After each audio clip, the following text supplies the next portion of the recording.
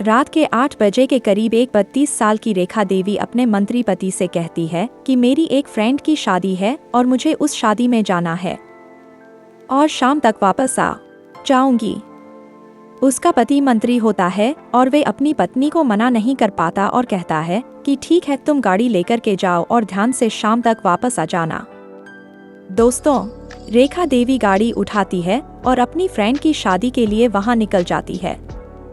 लेकिन वह अपनी फ्रेंड के शादी में नहीं जाती है बल्कि एक होटल में पहुंच जाती है और वहां पर एक कमरा बुक करती है और कमरा बुक करने के बाद वह उस कमरे के बेड पर जाकर के बैठ जाती है। उसके बाद वे अपने नौकर राहुल को फोन करती है और उससे कहती है कि तुम फला जगह पर एक होटल है, वहां पर आ जाओ और एक कमरा नंबर यह है, तो उसमें मैं तुम्हारा इंतजार कर रही हूँ। राहुल जो होता है वह 10 मिनट के अंदर अंदर उस होटल में पहुंच जाता है। कमरे का जो गेट होता है उस पर वह दस्तक देता है। अब रेखा देवी अंदर से जब गेट खोलती है तो उसका जो नौकर राहुल होता है वह अपनी मालकिन को जब देखता है तो उसकी आंखें फटी की फटी रह जाती हैं, क्योंकि उसकी मालकिन ने मात्र अपने शरीर पर 2 ही कपड़े पहने हुए थे। अब रेखा देवी अपने नौकर का हाथ पकड़ती है और उसे अंदर लेकर के चली जाती है। वहां पर जाने के बाद उसके शरीर पर जो बचे देवे कपड़े थे वह भी उसे उतारने लगती है और फिर उसके बाद इन दोनों के बीच में जो कुछ होता है दोस्तों, वह वाकई हैरान कर देने वाला था। यह कहानी ही बड़ी अजीब है और बड़ी ही रहस्यमयी कहानी है। दोस्तों, इस कहानी के इस घटना के अंत में जो कुछ होता है वह वाकई में बहुत भयानक होता है। जब आप इस कहानी के बारे में जानेंगे तो वाकई में आपको यकीन नहीं होगा। तो बस आप इस कहानी के अंत तक बने रहिएगा और हमारी आप लोगों से बस एक छोटी सी रिक्वेस्ट है कि अगर अभी तक आपने हमारे चैनल काल्पनिक कहानी 1.0 को सब्सक्राइब नहीं किया है तो चैनल को सब्सक्राइब जरूर कर लीजिएगा और वीडियो को एक लाइक कर दीजिएगा। तो चलिए दोस्तों, शुरू करते हैं। दोस्तों, इस सच्ची कहानी की शुरुआत होती है उत्तराखंड के रुड़की शहर से और इसी शहर के अंतर्गत एक गांव आता है मनोहा। उसी गांव की यह घटना है। वहां पर एक 50 साल का एक मंत्री रहा करता था जिसका नाम हरिकेश था, जो पहले मंत्री पद पर रह चुका था और आज के समय में वह अपने घर पर अकेला रहता था। जब वह मंत्री पद पर था तो उस समय उसने काफी ज्यादा पैसा कमाया था, काफी प्रॉपर्टी कमाया था और काफी मान सम्मान, इज्जत, शहरत सब कुछ कमाया था। हरिकेश के 2 बेटे होते हैं, दोनों जवान होते हैं और दोनों की ही शादी हो चुकी थी, लेकिन वह अपनी पत्नी के साथ कनाडा में शिफ्ट हो चुके थे। हरिकेश की पत्नी नहीं थी क्योंकि 5 साल पहले उसकी पत्नी का एक बीमारी की वजह से देहांत हो चुका था। हरिकेश अपने घर पर अकेला रहा करता था। उसको अकेलापन बहुत ज्यादा महसूस होने लगा था। उसके अंदर जो जरूरतें थी वह पूरी नहीं हो पा रही थी। अब वह अपनी इस जरूरत को पूरा करें तो कैसे करें। लेकिन हरिकेश की जिंदगी में दोस्तों एक ऐसा मोड़ आता है कि उस मोड़ में उसकी पूरी जिंदगी ही बदल जाती है। एक दिन सुबह 9 बजे के करीब हरिकेश जो होता है अपने घर पर बैठकर चाय पी रहा होता है। तभी इसके घर पर एक 28 साल की विधवा महिला आती है जिसका नाम रेखा देवी होता है। रेखा देवी विधवा थी लेकिन दिखने में वह काफी ज्यादा खूबसूरत थी। रेखा देवी मंत्री साहब से कहती है कि मंत्री साहब, मेरे पास कोई काम धाम नहीं है, मैं एक गरीब औरत हूँ, मैं विधवा औरत हूँ, मेरा पति नहीं है और मेरा एक 5 साल का बेटा है। मैं अपने बेटे की गुजर बसर नहीं कर पा रही हूँ, पालन पोषण ढंग से नहीं कर पा रही हूँ, तो इसीलिए मैं आपके घर पर आई हूँ कि आप मुझे कोई काम दे दो। लोगों से आपके बारे में सुना कि आप बहुत बड़े दिल वाले हैं। अगर आपके घर में कोई काम हो खाना बनाने का, साफ सफाई का, तो मुझे रख लीजिए साहब, मैं आपका हर काम मन लगाकर करूंगी। उसकी आवाज में एक दर्द था, एक सच्चाई थी। हरिकेश ने उसे ऊपर से नीचे तक देखा। वह गरीब और मजबूर थी लेकिन दिखने में बहुत खूबसूरत थी। उसकी आंखों में एक कशिश थी। हरिकेश का दिल बसीज गया। उन्हें उसमें अपनी जरूरत का हल भी नजर आया। घर में कोई रहेगा तो उनका अकेलापन भी कटेगा और इस बेचारी का भला भी हो जाएगा। ठीक है। हरिकेश ने एक गहरी सांस लेकर कहा, तुम कल से काम पर आ सकती हो। घर की साफ सफाई और खाना बनाने का काम तुम्हारा। तनख्वाह जो तुम बोलो। रेखा की आंखों में आंसू आ गए। उसने तुरंत हरिकेश के पैर छू ली। साहब, आप मेरे लिए भगवान हैं। तनख्वाह आप जो भी देंगे मुझे मंजूर है। उस दिन के बाद से रेखा रोज सुबह 8 बजे आती और शाम 4 बजे तक घर का सारा काम निपटाकर चली जाती।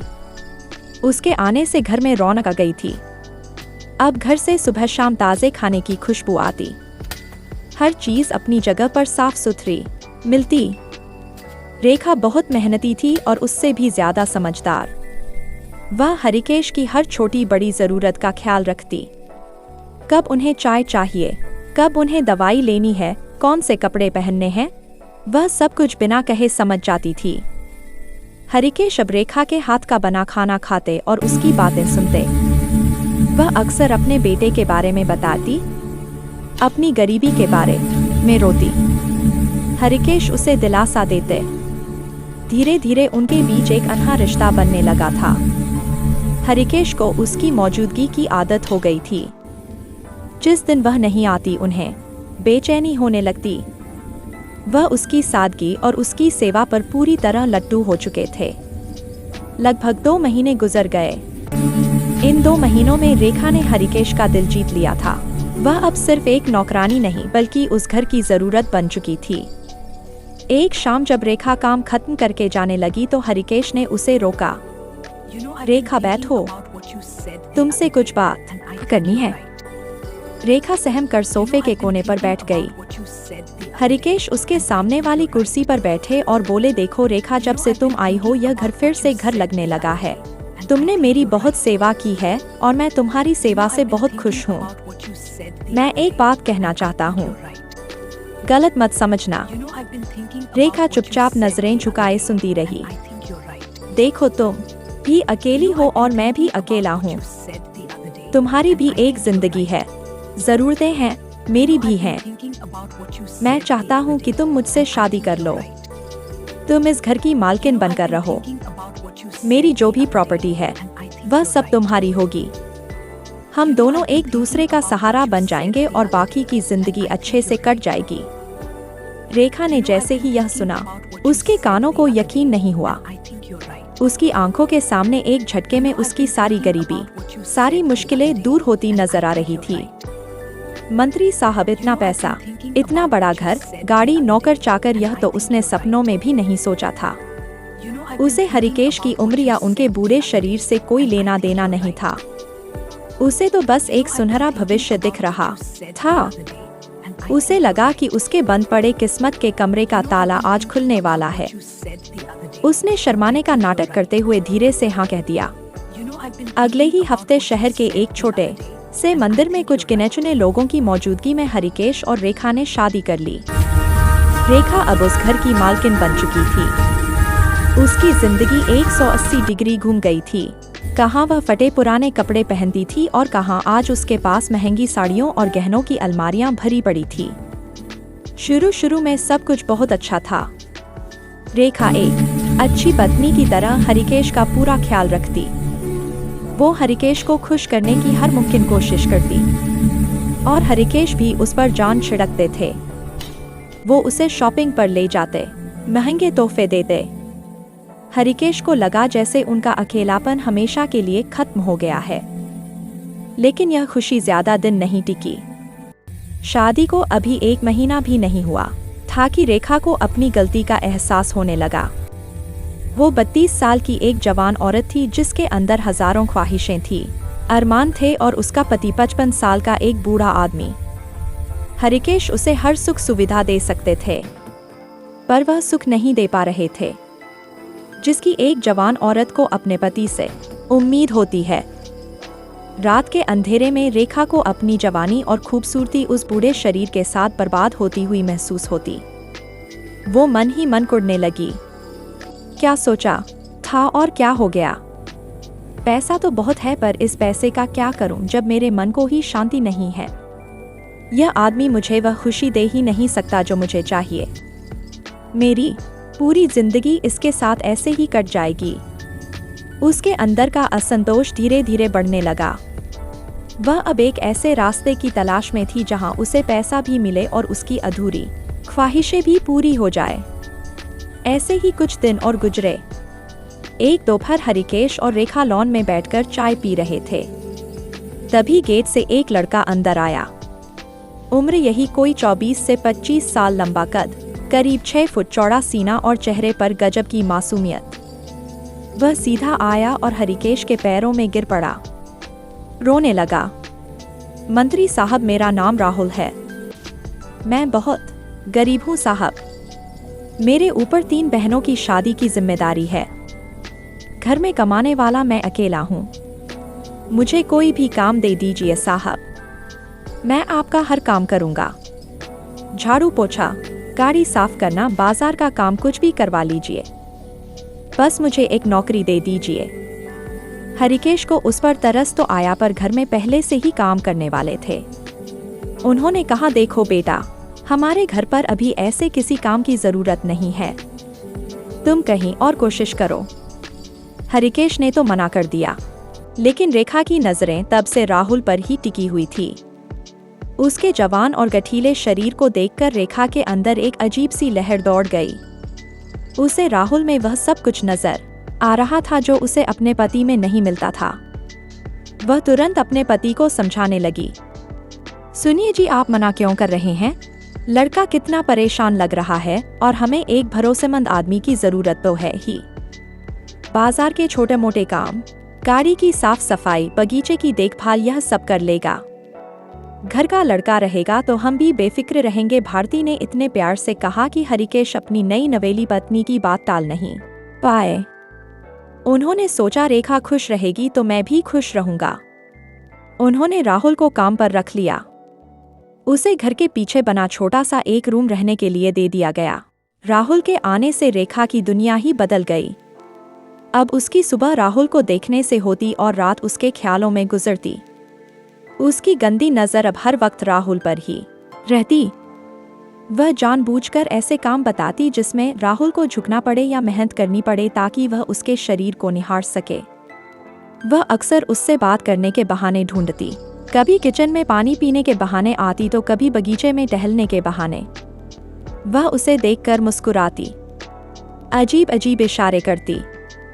राहुल, तुम बहुत मेहनती हो यार। राहुल, तुम तो बिल्कुल हीरो जैसे दिखते हो। राहुल एक सीधा साधा लड़का था। शुरू में तो उसे कुछ समझ नहीं आया।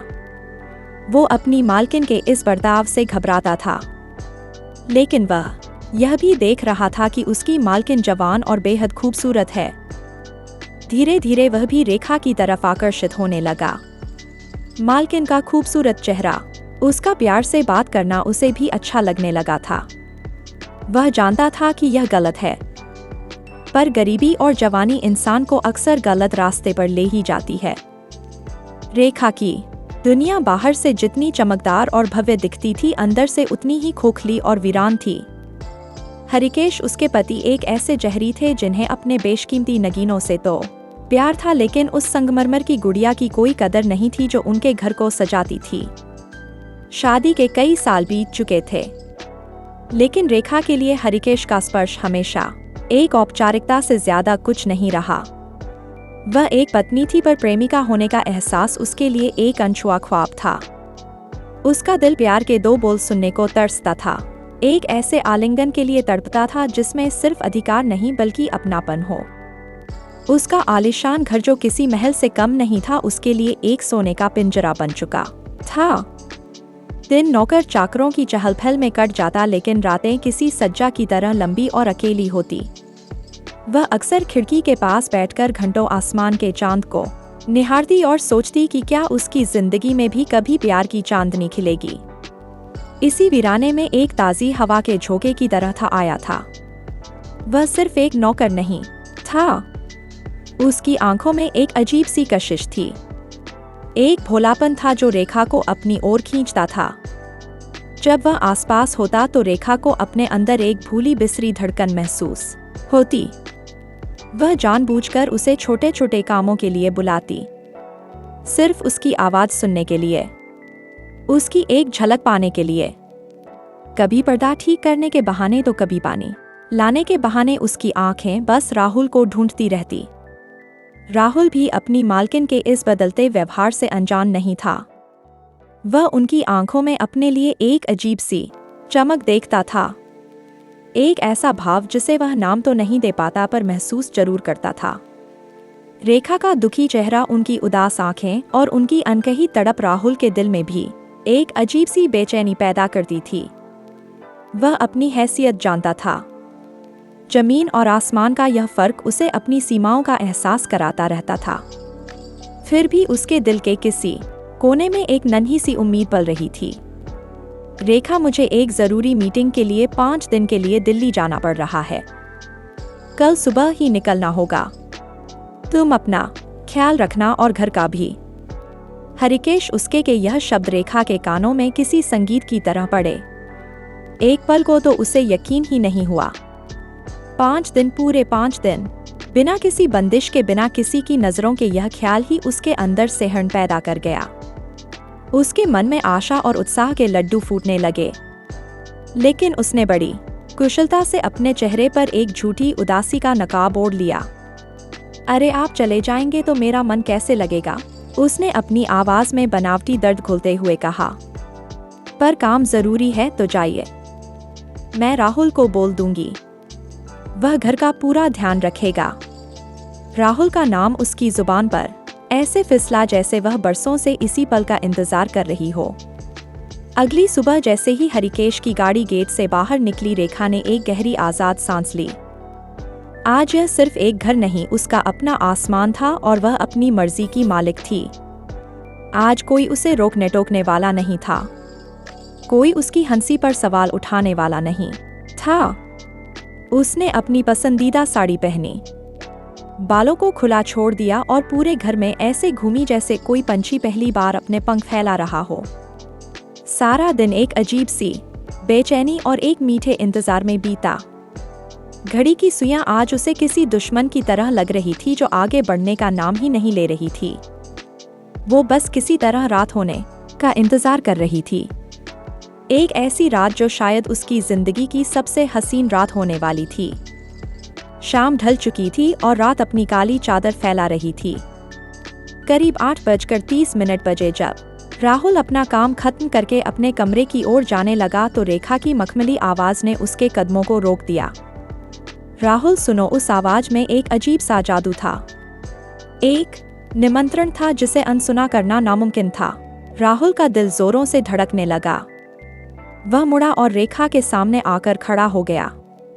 जी मालकिन, रेखा ने अपनी आंखों में एक मासूमियत का समंदर भर लिया और बोली, आज साहब घर पर नहीं है। मुझे इस इतने बड़े घर में अकेले डर लगता है। तुम ऐसा करो, आज यहीं बाहर वाले कमरे में सो जाओ। रेखा पत्थर का बुत नहीं था। वो अपनी मालकिन की आंखों में छुपे असली इरादे को साफ साफ पढ़ सकता था। वह देख सकता था कि डर का बहाना सिर्फ एक पर्दा था जिसके पीछे सालों की दबी हुई ख्वाहिशें और एक अकेली औरत की तड़प छिपी थी। उसका दिल एक पल को तो घबराया, लेकिन अगले ही पल उस चाहत ने उस डर पर काबू पा लिया जो उसके अंदर भी सुलग रही थी। उसने कुछ कहा नहीं, बस धीरे से सिर हिलाकर अपनी सहमति दे दी। रात के 11 बजे जब घर के सारे नौकर सो चुके थे और चारों तरफ एक गहरा सन्नाटा पसर गया था, रेखा के कमरे का दरवाजा हल्का सा खुला। उसने राहुल को अपने पास बुलाया। राहुल का हर कदम उसे ऐसा लग रहा था जैसे वह किसी सपने की दुनिया में जा रहा हो। जब उसने दरवाजा खोलकर अंदर कदम रखा तो एक पल के लिए उसकी सांसें थम गई। सामने जो मंजर था वह उसकी कल्पना से भी परे था। रेखा एक महीन रेशमी नाइटी में खड़ी थी जो उसके खूबसूरत जिस्म के हर मोड़ को बयां कर रही थी। कमरे में हल्की नीली रोशनी फैली हुई थी जो माहौल को और भी मायावी बना रही थी। हवा में इत्र की एक नशीली महक खुली हुई थी। आज रेखा किसी मालकिन की तरह नहीं बल्कि स्वर्ग से उतरी किसी अप्सरा की तरह लग रही थी। इतना हसीन, इतना मुकम्मल हुस्न राहुल ने अपनी जिंदगी में पहले कभी नहीं देखा था। रेखा के होठों पर एक दिलकश मुस्कान उभरी। वह धीरे धीरे चलकर राहुल के पास आई और बिना कुछ कहे उसका कांपता हुआ हाथ अपने हाथों में ले लिया। रेखा का स्पर्श किसी बिजली के झटके की तरह राहुल के पूरे बदन में दौड़ गया। डर क्यों रहे हो राहुल? रेखा की आवाज किसी मीठी सरगोशी की तरह थी। मैं तुम्हारी मालकिन हूँ। तुम्हारी हर जरूरत का ख्याल रखना मेरा फर्ज है। मालकिन और फर्ज जैसे शब्द इस माहौल में बेमानी लग रहे थे। रेखा की नशीली आवाज, उसके जिस्म की गर्मी और उसकी आंखों में तैरती मोहब्बत ने राहुल के सारे डर, सारी झिझक को एक पल में खत्म कर दिया। उसने हिम्मत करके अपनी नजरें उठाई और रेखा की आंखों में झांका। आज उन आंखों में हुक्म नहीं बल्कि एक गहरी प्यास थी, एक इंतजार था। रेखा उसे खींचकर बिस्तर के पास ले गई। उस रात उस बंद कमरे में दो अतृप्त रूहें और दो प्यासे जिस्म एक हो गए। वह सिर्फ हवस की आग नहीं थी, वो एक दूसरे में खुद को ढूंढ लेने की कोशिश थी। रेखा ने अपनी सालों की अधूरी ख्वाहिशों, अपने अकेलेपन और अपनी हर अनसुनी सिसकी का जवाब राहुल की जवानी और उसके जुनून में पाया। राहुल ने अपनी गरीबी, अपनी मजबूरियों और दुनिया के दिए हर जख्म को उस अमीर औरत के प्यार भरे आगोश में भुला दिया। उनके जिस्मों का मिलन सिर्फ एक शारीरिक क्रिया नहीं बल्कि दो आत्माओं का संवाद था। हर स्पर्श, हर चुंबन एक अनकही कहानी कह रहा था। वह एक दूसरे में इस तरह खो गए कि उन्हें समय का कोई होश नहीं रहा। उस रात उस कमरे की दीवारें दो दिलों के मिलन की गवाह बनी। एक ऐसा मिलन जिसे समाज पाप कहता, लेकिन उनके लिए वह जिंदगी का सबसे पवित्र और खूबसूरत एहसास था। अगले 4 दिन उनके लिए किसी हसीन सपने से कम नहीं थे। उनका रिश्ता एक अजीब सा दोहरा जीवन जी रहा था। दिन के उजाले में दुनिया की नजरों के सामने वह मालिक और नौकर का किरदार निभाते। रेखा उसे राहुल कहकर बुलाती और वह जी मालकिन कहकर सिर झुका लेता। लेकिन जैसे ही रात का अंधेरा छाता, सारे पर्दे, सारी दीवारें गिर जाती और वह सिर्फ रेखा और राहुल बन जाते। दो ऐसे प्रेमी जिन्हें दुनिया की कोई परवाह नहीं थी। उन्होंने उस घर के हर कोने को अपनी मोहब्बत की निशानी से सजा दिया। कभी वह स्विमिंग पूल के किनारे बैठकर घंटों बातें करते, अपने सपने, अपनी खुशियां और अपने गम एक दूसरे से बांटते। रेखा ने उसे अपने बचपन, अपनी अधूरी ख्वाहिशों के बारे में बताया। राहुल ने उसे अपने गांव, अपने परिवार और अपनी गरीबी की कहानियां सुनाई। उनकी बातें सिर्फ बातें नहीं थी, वह एक दूसरे की आत्मा को छूने का जरिया थी। एक रात छत पर ठंडी हवा में रेखा ने अपना सिर राहुल के कंधे पर रखा और पूछा, राहुल, क्या तुम मुझसे सिर्फ इसलिए प्यार करते हो क्योंकि मैं तुम्हारी मालकिन हूँ और बहुत अमीर हूँ? राहुल ने मुस्कुराकर उसके माथे को चूमा और कहा, मैडम, जब मैं आपकी आंखों में देखता हूँ तो मुझे आपकी दौलत नहीं, आपका अकेलापन दिखता है। मुझे आपसे नहीं, आपकी उस उदासी से मोहब्बत हो गई है जिसे मैं हमेशा के लिए मिटा देना चाहता हूँ। यह सुनकर रेखा की आंखों में आंसू आ गए। यह खुशी के आंसू थे, इस एहसास के आंसू थे कि कोई है जो उसके जिस्म को नहीं, उसकी रूह को समझता है। उन 5 दिनों में उन्होंने सिर्फ जिस्मानी रिश्ता नहीं बनाया बल्कि एक ऐसा भावनात्मक बंधन बना लिया जो किसी भी सामाजिक रिश्ते से कहीं ज्यादा गहरा और सच्चा था। उन्होंने साथ में खाना बनाया, फिल्में देखी और बच्चों की तरह घर में एक दूसरे के पीछे भागे। वह भूल गए थे कि यह रिश्ता कितना खोखला और खतरनाक है। वह बस उस पल को जी लेना चाहते थे, उस जन्नत को अपनी सांसों में भर लेना चाहते थे। यह 5 दिन उनकी जिंदगी का वह सुनहरा अध्याय थे जिसे वह शायद कभी भुला नहीं पाएंगे। लेकिन वह दोनों इस बात से भी अनजान नहीं थे कि इस खूबसूरत सपने का अंत बहुत करीब है। 5 दिन बाद हरिकेश घर लौटे। उन्होंने देखा कि रेखा पहले से कहीं ज्यादा खुश और खिली खिली लग रही है। उन्हें लगा कि यह उनके प्यार का असर है। वह अपनी पत्नी को खुश देखकर खुद भी खुश हो गए। लेकिन अब रेखा के लिए एक एक दिन काटना मुश्किल हो गया था। हरिकेश के घर पर रहने की वजह से उसे राहुल से मिलने का मौका नहीं मिल रहा था। उसकी बेचैनी बढ़ने लगी। वो राहुल के लिए तड़प रही थी।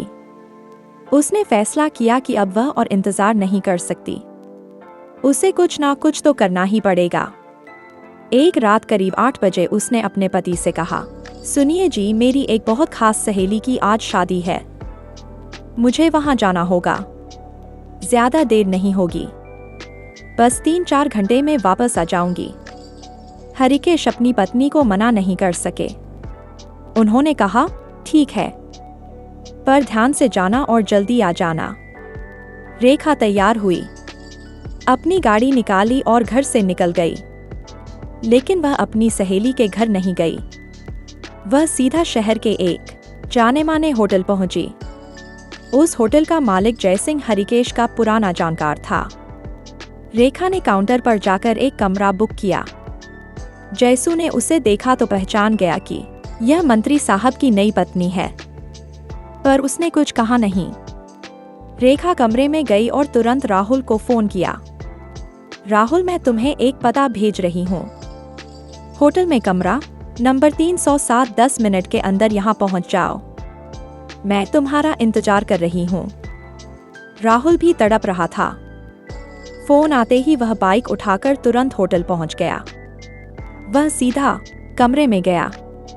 अंदर का नजारा वैसा ही था जैसा उस पहली रात को था। रेखा उसका इंतजार कर रही थी और फिर से दोनों के बीच वही गुनाह का खेल शुरू हो गया। वह दोनों अपनी ही दुनिया में इतने खो गए थे कि उन्हें आने वाले तूफान का कोई अंदाजा नहीं था। उधर होटल का मालिक जयसिंह बेचैन था। वह हरिकेश की बहुत इज्जत करता था। उसने जब मंत्री साहब की पत्नी को एक जवान लड़के के साथ कमरे में जाते देखा तो उसे कुछ गड़बड़ लगी। उसका ज़मीर उसे कचोट रहा था। बहुत सोचने के बाद उसने हरिकेश का नंबर मिलाया। हेलो मंत्री साहब, मैं जयसिंह बोल रहा हूँ। होटल से। हाँ जयसिंह, कहो सब ठीक है? हरिकेश ने पूछा। साहब, एक बहुत अजीब बात है, पता नहीं मुझे आपको बतानी चाहिए या नहीं। आपकी पत्नी रेखा जी अभी मेरे होटल में है और उनके साथ एक जवान लड़का भी है। वह दोनों कमरा नंबर 307 में है। यह सुनते ही हरिकेश के पैरों के नीचे से जमीन खिसक गई और उनका खून खौल उठा। क्या बक रहे हो तुम? तुम्हें कोई गलतफहमी हुई है? नहीं साहब, मैं अपनी आंखों से देखकर बोल रहा हूँ। आप चाहे तो खुद आकर देख सकते हैं। हरिकेश का गुस्सा 7वें आसमान पर था। उन्होंने फोन काटा, गाड़ी की चाबी उठाई और तूफान की तरह होटल की तरफ निकल पड़े। उनके दिमाग में बस एक ही बात घूम रही थी। धोखा। वह होटल पहुंचे। जयसिंह उनका इंतजार ही कर रहा था। हरिकेश ने उसे साथ लिया और सीधा कमरा नंबर 307 के दरवाजे पर पहुंचे। उन्होंने दरवाजा नहीं खटखटाया बल्कि अपनी पूरी ताकत से दरवाजे को एक लात मारी। दरवाजा धड़ाम से खुल गया। अंदर का नजारा देखकर हरिकेश की दुनिया ही उजड़ गई। उनकी पत्नी रेखा उनके ही नौकर राहुल के साथ बिस्तर पर आपत्तिजनक हालत में थी। दोनों उन्हें देखकर ऐसे चौंके जैसे उन्होंने कोई भूत देख लिया हो। हरिकेश एक घायल शेर की तरह उन पर झपटे। उन्होंने राहुल को बिस्तर से खींचकर नीचे गिराया और उसे लात घूंसों से पीटना शुरू कर दिया। फिर वह रेखा की तरफ मुड़े और उसके गाले पर एक जोरदार तमाचा मारा। चुड़ैल, तूने मुझे धोखा दिया। मैंने तुझे इज्जत दी, इस घर की मालकिन बनाया और तूने यह सिला दिया मुझे। होटल में हंगामा मच गया। हरिकेश ने तुरंत पुलिस को फोन कर दिया। कुछ ही देर में पुलिस आ गई और रेखा और साहिल दोनों को उस शर्मनाक हालत में गिरफ्तार करके थाने ले गई। अंजाम पहले तो पुलिस ने थाने में दोनों की अच्छे से खातिरदारी की और फिर उन्हें जेल भेज दिया। हरिकेश पूरी तरह टूट चुके थे। उनका विश्वास, उनका प्यार, सब कुछ एक पल में खत्म हो गया था। कुछ महीनों बाद उन्होंने रेखा को तलाक दे दिया। रेखा का सब कुछ छीन गया, इज्जत, पैसा, घर, सब कुछ। वह अपनी एक गलती और अपनी हवस की वजह से अर्श से फर्श पर आ गिरी थी और हरिकेश वह वापस अपनी उसी अकेली जिंदगी में लौट आए थे। उनका घर अब पहले से भी ज्यादा सूना और भयानक लगता था। उन्होंने एक साथी की तलाश में गलती की थी और उस गलती की सजा अब उन्हें उम्र भर काटनी थी। वह अक्सर सोचते कि काश उन्होंने उस दिन रेखा पर तरस ना खाया होता। लेकिन अब पछताने से क्या होता जब जिंदगी का सबसे खूबसूरत सपना सबसे भयानक बुरे सपने में बदल चुका था। दोस्तों, यह थी आज की सच्ची घटना। आपको कैसी लगी कमेंट करके जरूर बताएं। इस घटना को सुनाने का मेरा उद्देश्य किसी की भावना को ठेस पहुंचाना नहीं है। बल्कि आपको जागरूक और सतर्क करना है ताकि आप ऐसी घटनाओं से खुद को बचा सकें और समय रहते सही निर्णय ले सकें। फिर मिलते हैं एक नई कहानी के साथ। तब तक के लिए हमारे चैनल को सब्सक्राइब, लाइक, शेयर करें। धन्यवाद।